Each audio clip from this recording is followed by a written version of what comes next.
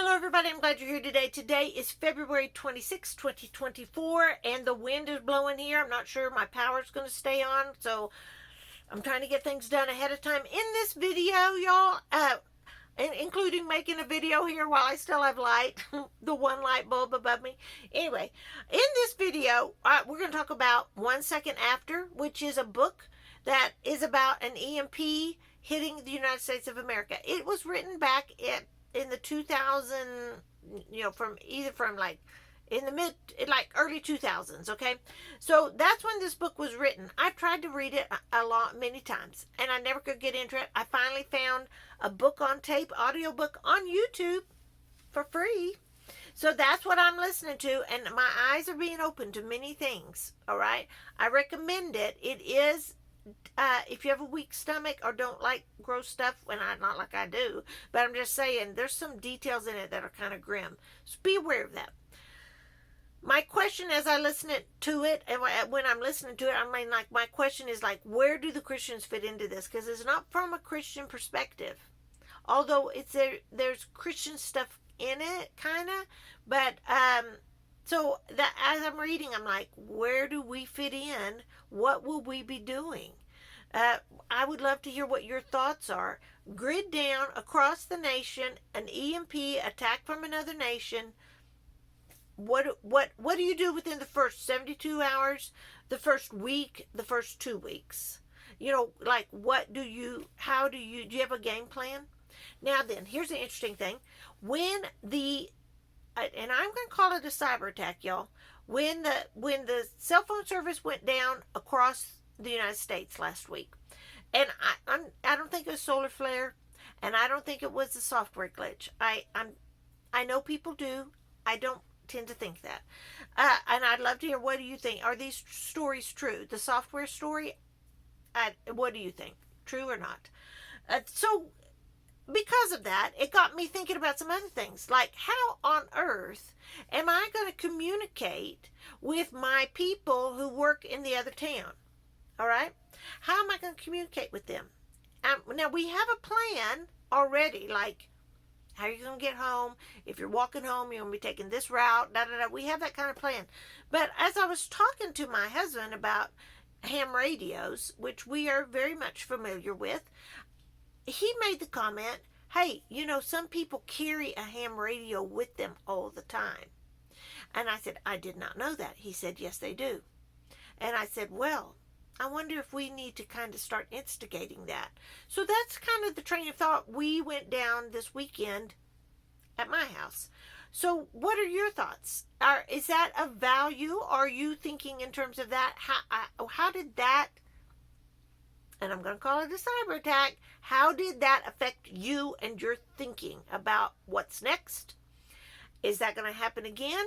Is it going to be worse? What do you think? I'd like to know, because y'all are smart people, and I always glean great information from y'all. So that's a thing that's going down in our house. So I want to tell you, I'm still being given a time. The Lord is blessing me with an abundance of peace right now. So I'm not in a lather. I do believe we're in between shockwaves. We're in a very peaceful, the world's unraveling. I do believe that. I know that. But whatever it is, the threat is kind of not, it doesn't feel as tense as it has at other times recently. So I've been giving thought to whenever the next shockwave comes, and it's a-coming, how do I need to think? And one of the first things that always pops into my head is God saying, I am with you. I am with you. I am your Father. And so as I was thinking about that today, I got to thinking about my father, my earthly father, and my husband's father, and the things they have done that have exhibited good fatherhood behavior. I guess is the best way to say.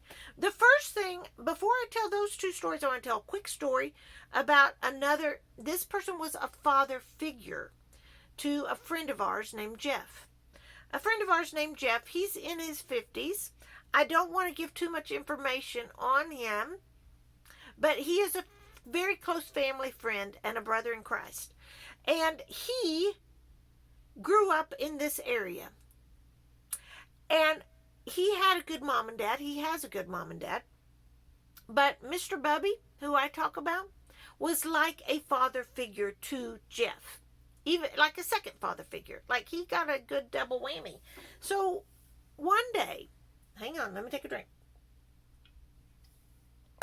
One day, Jeff, a young Jeff, a teenage Jeff, was underneath his pickup. And I don't know what's under there, but he had was it a lug nut? I don't know. He was trying to get this lug nut off of the bottom of his pickup, or something that had to be twisted that he could not get loose. He had been working on it and working on it. It was not budging one bit. Well, Mr. Bubby drove up, saw Jeff working under there. Mr. Bubby got out of the car and said, "What are you doing, son?" He went, "Well, I'm trying to get this thing off so I can do this and replace this and that." And Bubby said, "Scoot over. Let me get under there and see." So Mr. Bubby wiggles under there. He's looking at it. He's looking underneath the bed. Jeff is looking, peeking under it, like laying on the sidewalk, looking and seeing what Mr. Bubby's going to do. Mr. Bubby looks at it all, and he takes the wrench and goes, boom. And dadgummit, that thing just didn't blink, fall right off onto the street. And when Mr. Bubby came out, Jeff was just standing there amazed, and Mr. Bubby said, "Son, that's what separates the men from the boys." And I kid you not, to this day, Jeff will tell that story, and it's funny every freaking time. Now, I will tell you this. There's an application to that here at the end. But sometimes we need our Father, we need to let our Father in heaven fix whatever we're trying to fix but can't. So that's the nugget of thing. And truly, he might say, "Son, that's what separates God from you." I mean, I don't think he has that attitude. I don't know. But Mr. Bubby said it in fun. It was hilarious, and it is true. Sometimes, there is truth to that. But that is something that we need to consider from time to time.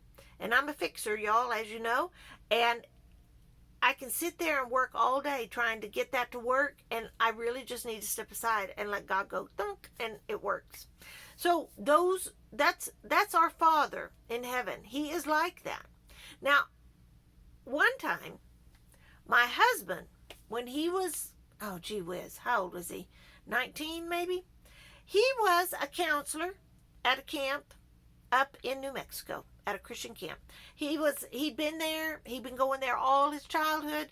Now he was old enough to be a counselor, pot washer, whatever he was up there.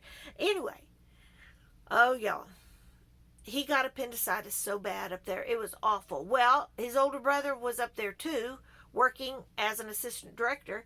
So his older brother loaded Mike up in his pickup, drove into town where the nearest hospital was. On the way into the operating room, the gurney pulls up. The doctors pull up beside the payphone, and on the gurney, Mike drops in a dime, calls long distance, tells his mom and dad, "I'm being rolled into the operating room right now to get my appendix taken out." Now, they were like, oh, y'all, I don't know, 350 miles away, 400 miles, 300, I don't know how, 400 miles away. It was a good, 4 or 5 hour drive. So, hangs up the phone. They wheel him in the operating room. When he comes out, of course, his brother's still there. That's good. But later on that night, his mom and dad get there. Jack and Leslie get to the hospital in New Mexico where their son has just been operated on.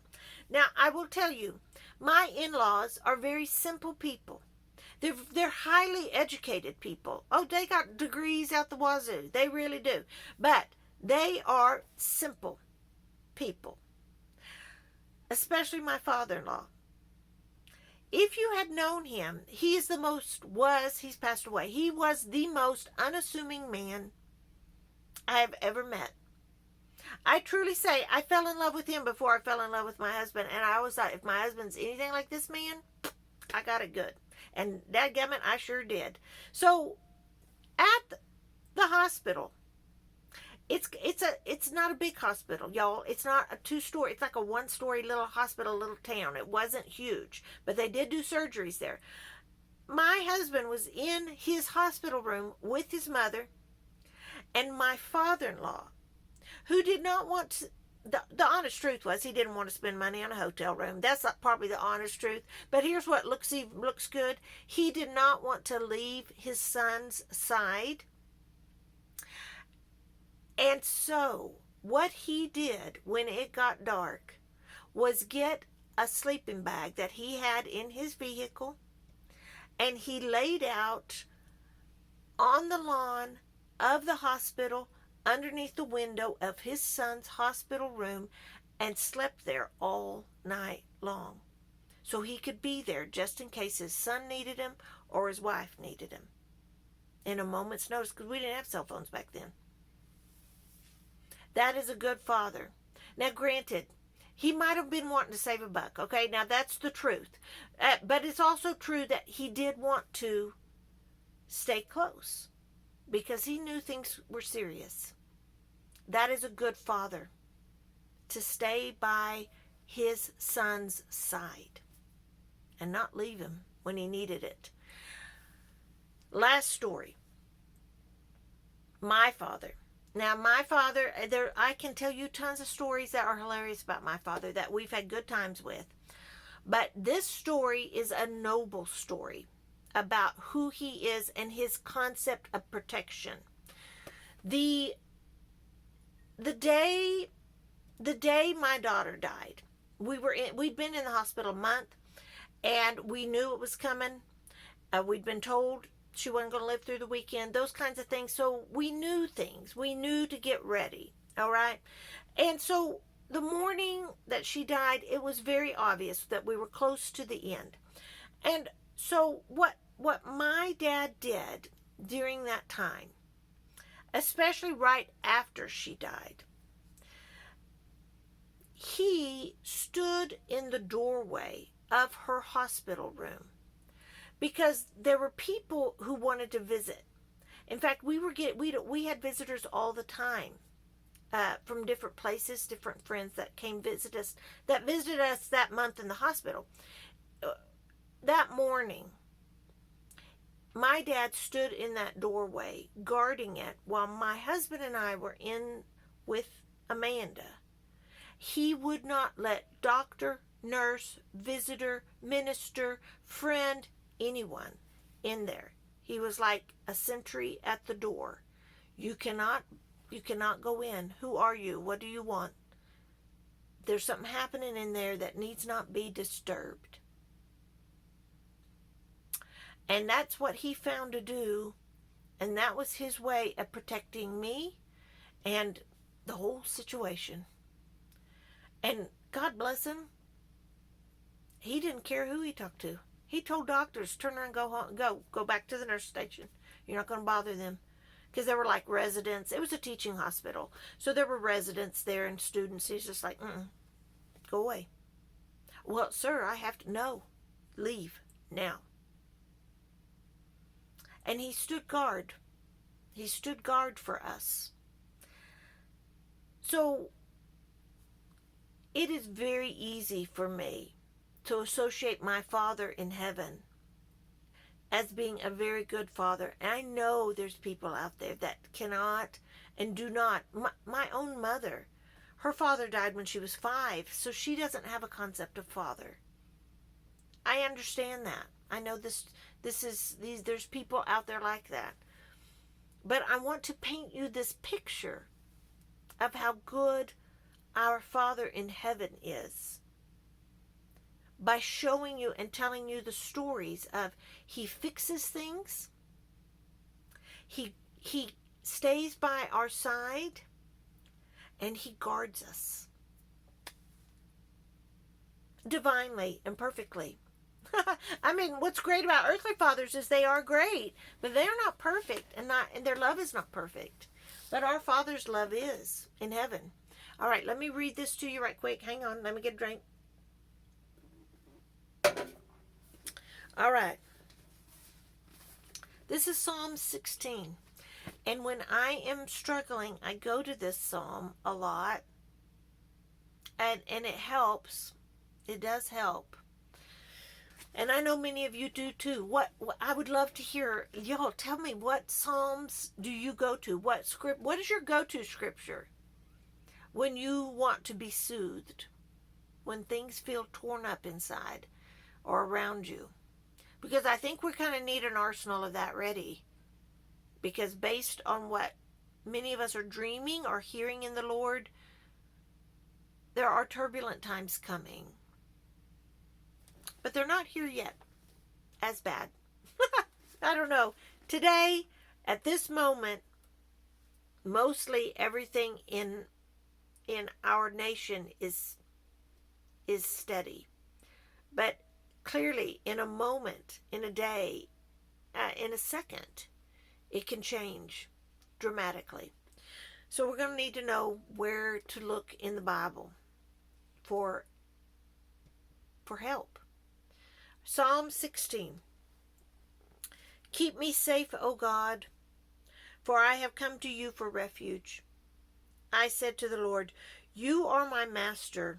Every good thing I have comes from you. The godly people in the land are my true heroes. I take pleasure in them. Troubles multiply for those who chase after other gods. That's stinking truth. I will not take part in their sacrifices of blood or even speak the names of their gods. Lord, you alone are my inheritance, my cup of blessing. You guard all that is mine. The land you have given me is a pleasant land. What a wonderful inheritance. I will bless the Lord who guides me. Even at night, my heart instructs me. I know the Lord is always with me. I will not be shaken, for he is right beside me. No wonder my heart is glad and I rejoice. My body rests in safety, for you will not leave my soul among the dead or allow your Holy One to rot in the grave. You will show me the way of life, granting me the joy of your presence and the pleasures of living with you forever. And in that passage, clearly there's a reference to Christ, a prophecy of the resurrection of Christ. And also, y'all, I mean, even the idea of I will not be shaken because he's right beside me. And I know that sometimes I say that to myself, like when I'm walking into crisis, which I know by now, I'm like, like when you get a phone call that your husband's been in a wreck and you're like, and they're taking him to the hospital. So, and I know many of you have had those phone calls, and I know that. So you know what I'm talking about. But you're like, okay, this is potentially a big life change. I don't know what we're fixing to walk into here. But by the time you get older, you can kind of go, okay, I've been through this enough. Here's what we're going to do. Go into crisis mode. Now, I don't know. Maybe there's some people on earth that have not had any crises before they're in their 50s or 60s. I guess that's possible. That's not me. So I don't know about other people, but I will tell you this. I have walked hard paths that are difficult and said to myself, I will not be shaken, for God is right beside me. He's right beside me. You're right beside me. You're right beside me. I say that. Keep going, girl. You know, I say that to myself. Is that something y'all do? Because I do it. So, my go-to, my soothing go-to when times are hard. I don't have a word from my journal today. I just have a word from the Bible. And I know that I get more views and more zippity-doo-dah when we have a prophetic dream or prophetic word. I don't have that today. I just have this, and I hope it encourages you. Now then, I keep getting alerts on my phone about the weather. As I'm sitting here, like recording, I'm like, oh my gosh, what's happening? I have this great weather app called My Radar, and I like it a lot. But we are in a fire danger right now. The wind is blowing horribly. It's dry. there are, y'all, the please pray. Not the wildfire situation is very, very dangerous right now across our nation. I'm sure where it's, I don't know. I know there's other places other than here, but here I can tell you we're under a fire, like red flag warning or whatever. It would not take much. It would not take much to burn for this, when this high wind. So be in prayer that fires won't start, that everybody be safe, and that that we at least get more time of peace before we experience a 1 second after. I guess is my thought today. That's all I have, y'all. Do whatever you need to do to enjoy the day, but also steady Eddie on the preps, y'all. And know that God is a good Father, a perfect Father, and He's right beside you. Stay safe, America. This is Gina Lima Charlie. I'm out.